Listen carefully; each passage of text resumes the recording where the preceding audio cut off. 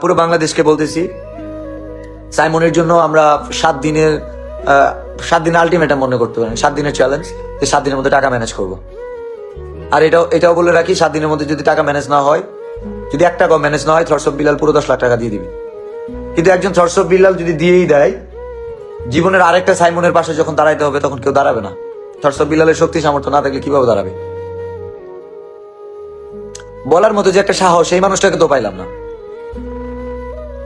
কেউ যদি কলিজা নিয়ে বলতো যে আমি এটা দিব, ও না পারলেও ওর মুখের কথা হইলেও আমরা ভিক্ষা করে ম্যানেজ করে দিতাম। আমি এখানে শেষ করছি, এখান থেকে আপনারা শুরু করেন। এই লাইভটা অনেকে দেখতেছে, প্রচুর পরিমাণ শেয়ার করেন। থটস অফ বিল্লালের এই শেয়ার দিয়ে কিছুই হবে না, একটা শেয়ার করে দেন।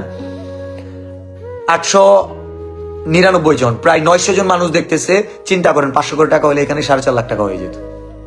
হবে না জানি, পাবো না জানি, কিন্তু একটা শেয়ার তো করা যায়। এই হাতটা ঠিক আছে, এই হাতটা দিয়ে একটা শেয়ার করেন। কারো একজন চোখের দৃষ্টি ফেরানোর জন্য হয়তো আপনার এই জীবনে এই ফেসবুকের সোশ্যাল মিডিয়া কি করছেন, কোনো সার্থকতা নাই, এটা হয়তো কাজে দিতে পারে।